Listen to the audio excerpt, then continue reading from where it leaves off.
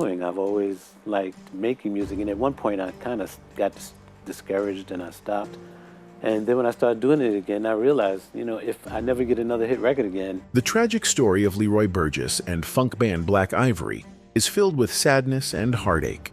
Once a rising star in soul music, the group faced betrayal that left deep scars. It was difficult. It was quite difficult because we're typecast as a slow jam group.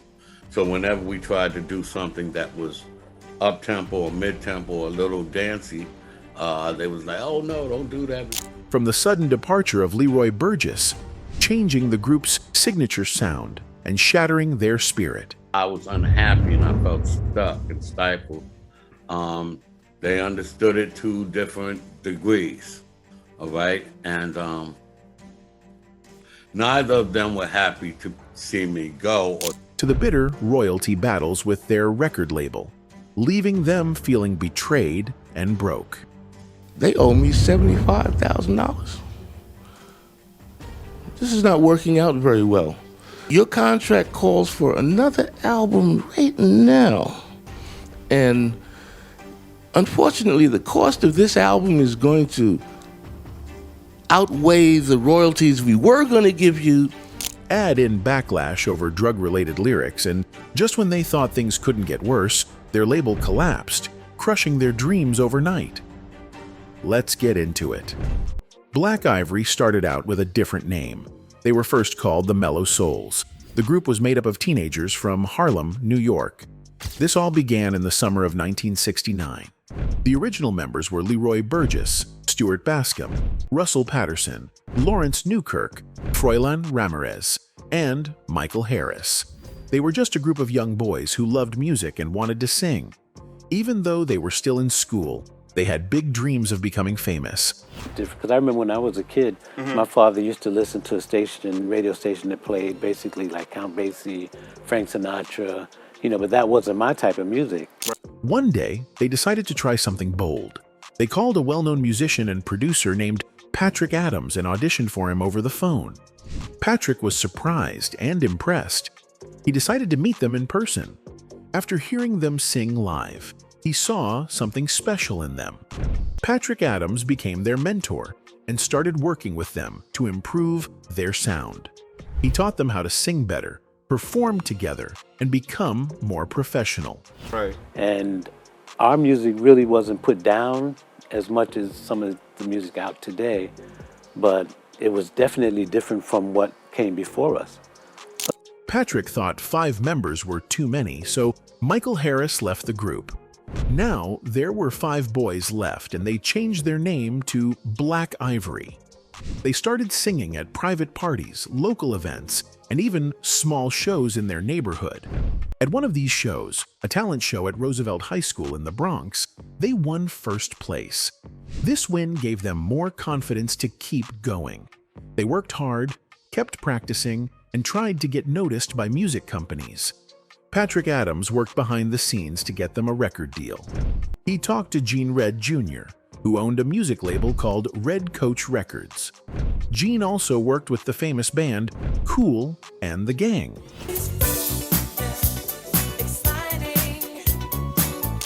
To help Black Ivory get more attention, Gene let them open shows for Kool and the Gang at many places on the East Coast. This gave them great exposure and helped people learn who they were. In 1970, some changes happened in the group. Ramirez was replaced by Russell Patterson, and Newkirk left to go to college. Now, the group was down to 3 members: Leroy Burgess, Stuart Bascombe, and Russell Patterson. This became the final trio of Black Ivory. Patrick took them to Philadelphia to record their first songs. They went to Sigma Sound Studios and recorded Don't Turn Around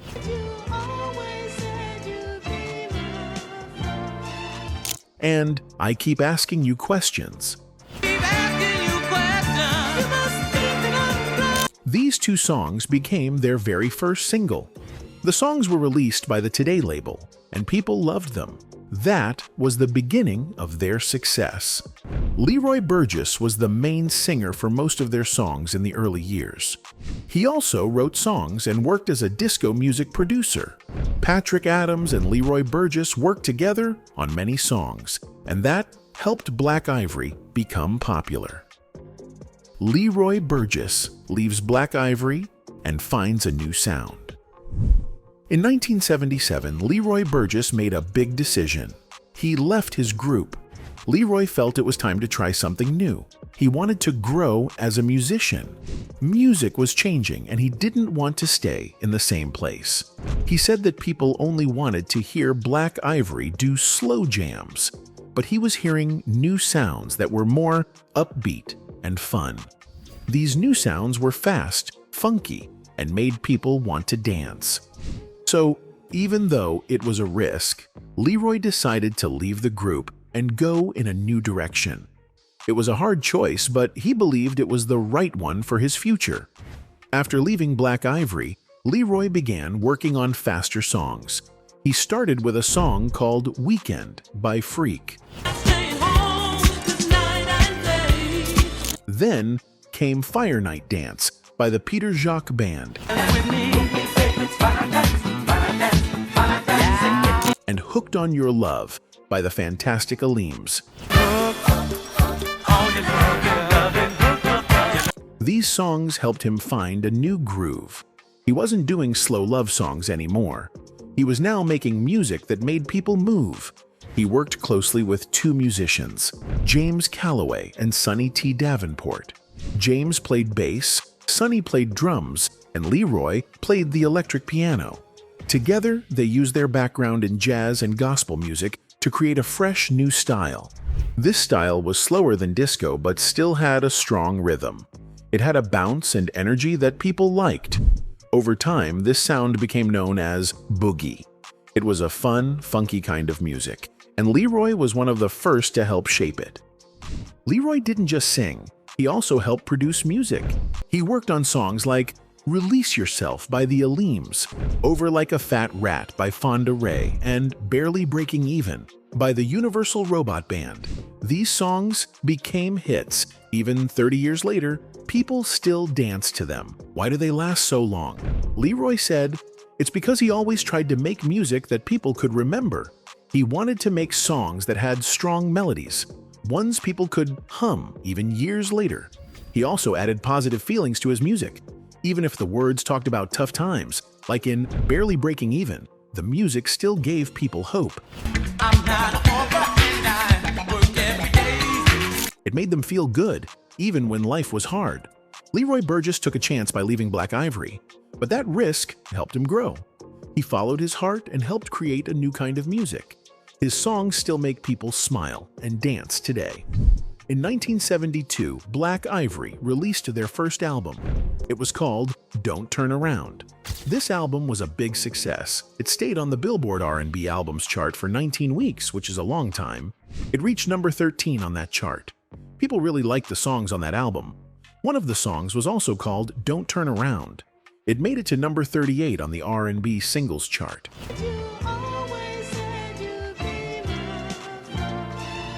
Another song, You and I, did even better. It reached number 32. These songs were soft, sweet love songs, and fans loved them. Another song from the same album was I'll Find a Way, The Loneliest Man in Town. That song reached number 46 on the chart. Maybe she'll be back, maybe soon, but for once I can wait. In the same year, Black Ivory had another hit called Time is Love. This song was very popular and reached number 37. The group was doing well and getting attention from R&B fans across the country. Their soft singing style and touching lyrics made them stand out from other groups. Later on, Black Ivory had a few more songs that made it onto the charts. These included Spinning Around, What Goes Around Comes Around, and Will We Ever Come Together? Are you ever gonna love me back? These songs also had sweet, emotional sounds. But the group didn't only sing slow songs. They also tried faster songs like Big Apple Rock, Walking Downtown on a Saturday Night, and Mainline.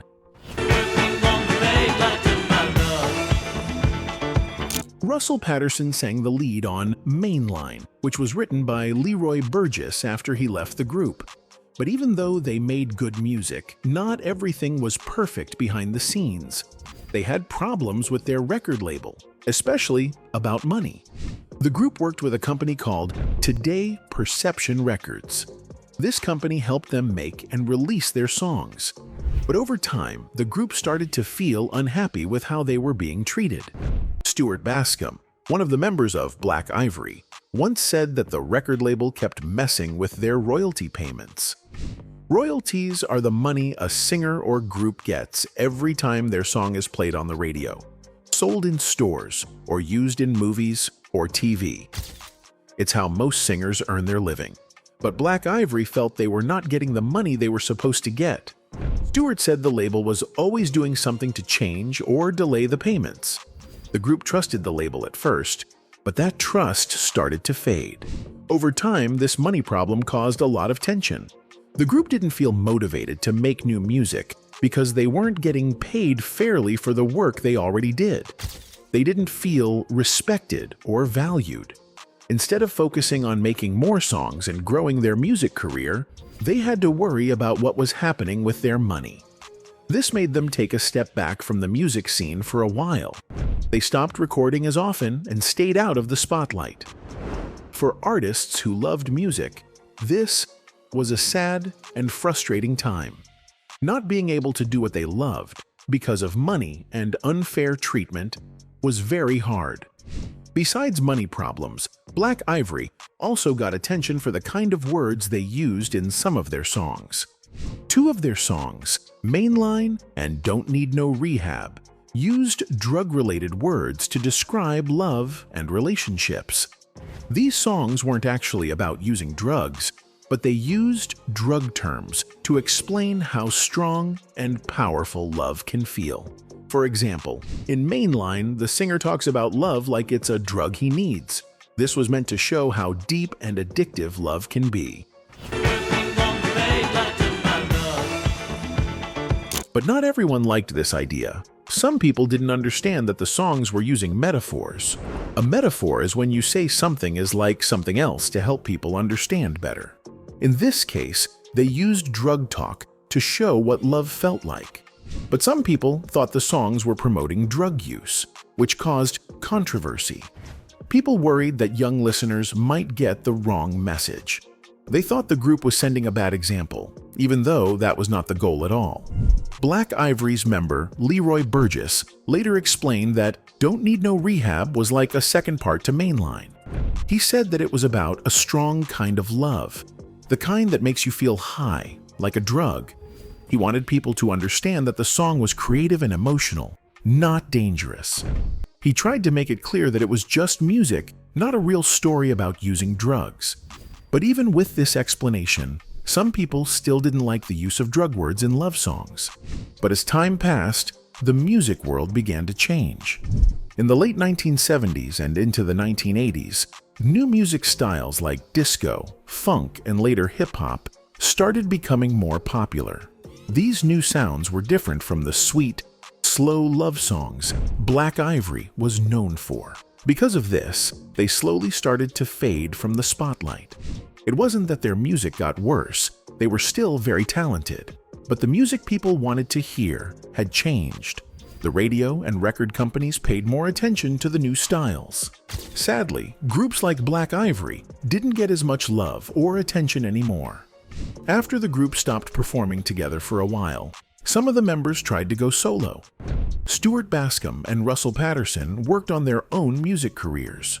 They hoped to continue doing what they loved, making music. But the truth is, it's hard for people to make it alone after being part of a group. When you're in a group, you share the work, the stage, and the fans. As a solo artist, you have to do everything by yourself and try to stand out in a very crowded music world. Even with their talent, their solo work didn't become very popular. It wasn't easy to get attention without the full group and the old support behind them.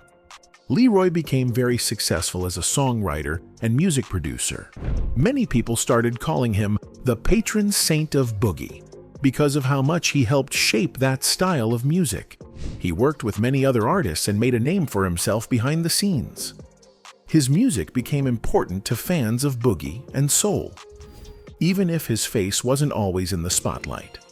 Leroy wrote and produced Big Time for Rick James, a well-known funk artist. He also helped make the hit song Over Like a Fat Rat by Fonda Rae. On that song, he not only helped with writing and production, but also played the keyboard and sang background vocals. Leroy was known for being very talented and hardworking. Many artists wanted to work with him because he brought a lot of creativity to their music. Burgess also co-wrote other songs for famous musicians. He worked on Stomp Your Feet for jazz flutist Herbie Mann and Never Used to Dance for Eddie Kendricks, who was a member of The Temptations. His talent didn't stop there. He also sang on songs by the French electronic group Cassius. These songs were Under Influence and Till We Got You and Me. These tracks were part of their album, Au Rev. This shows how Leroy could work in many types of music, from soul to funk to electronic. Leroy Burgess even worked with hip-hop artists. He was one of the writers on a song called Criminology by Raekwon, a rapper from the group Wu-Tang Clan.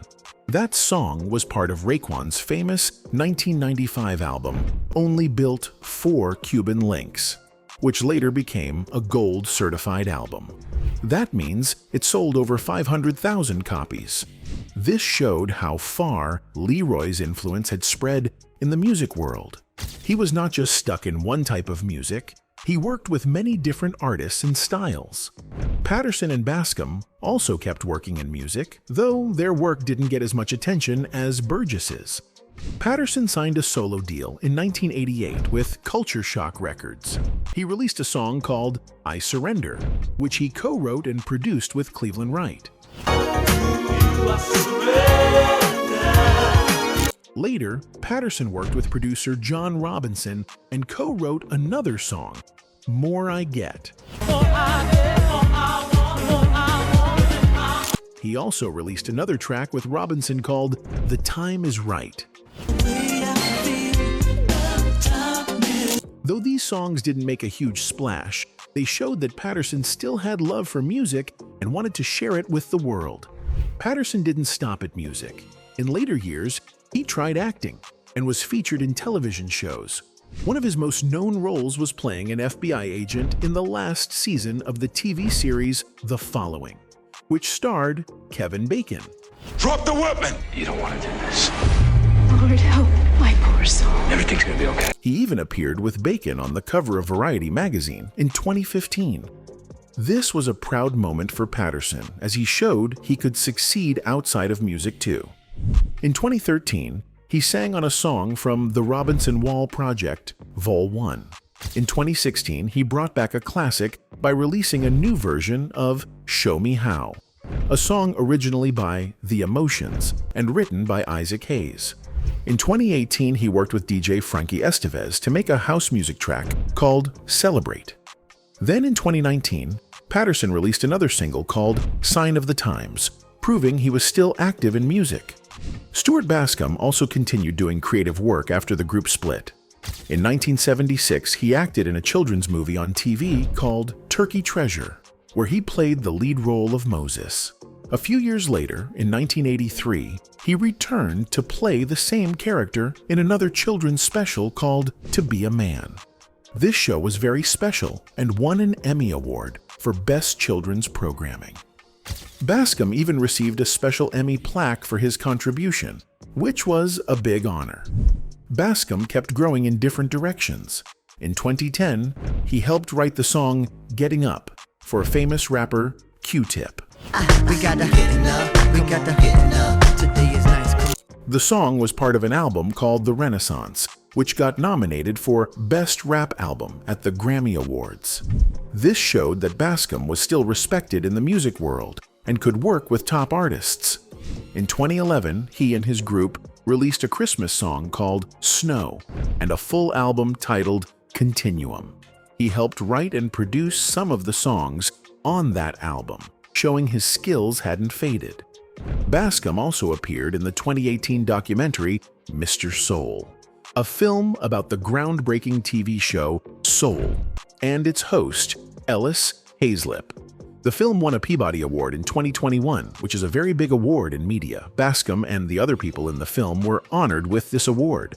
The film showed how soul gave a voice to black music and culture at a time when it wasn't shown much on TV. This project allowed Bascombe to look back on history and be part of something meaningful once again. After almost 30 years apart, the original members of the group Black Ivory came back together in 2011. They made a new album called Continuum. This was a big moment for the group and their fans. Even after all that time, they still had the same strong bond and talent. The album showed how much they had grown as artists. It also proved that their musical connection was still alive. They worked hard on the songs and made sure it was something their fans would love. It was like they never left. Their voices still blended beautifully, and their style remained smooth and soulful. A lot of music fans still wanted to hear Black Ivory's old songs, so 2 CDs were made that included music from their early albums. These collections helped new fans discover their music and allowed older fans to remember the good times. Leroy also released 2 special albums about his work in the 1980s. One was called Anthology, Volume 1, The Voice, and the other was Anthology, Volume 2, The Producer. These albums showed how much he had done behind the scenes, both as a singer and as a music producer. In 2007, Leroy released an album called Throwback, Harlem 7983, which had music that reminded people of the late 1970s and early 1980s. In 2010, he followed up with another one called Throwback, Vol. 2, Sugar Hill 82, 86. These were the first albums released under his own name. Then came Continuum in 2011, which was the reunion album with his group Black Ivory. This made a lot of fans very happy because they had waited many years to hear the group together again. In 2019, Black Ivory went to London to perform together at the famous Jazz Cafe. It was their first time performing together in London. The crowd loved it, and the group was given awards for their 50th anniversary. A London magazine called The Soul Survivors even wrote a 13-page article about them. This was a big honor and showed how much people still cared about their music. As of 2020, Black Ivory was still together with all of the original members. This is rare for music groups from the 1970s. Most groups have members leave or stop performing, but not Black Ivory. They stayed together and kept singing and making music for their fans. Leroy Burgess now releases music through his own record label called Burgess Entertainment Recordings. He has put out several songs in recent years. Some of these include Jesus Children of America, 2017, Barely Breaking Even, 2019, and Dance Till You Can't, 2021. His most recent song, Somewhere, came out in 2021 and will be part of his upcoming album, These Days. Even after all this time, he continues to share his gift with the world.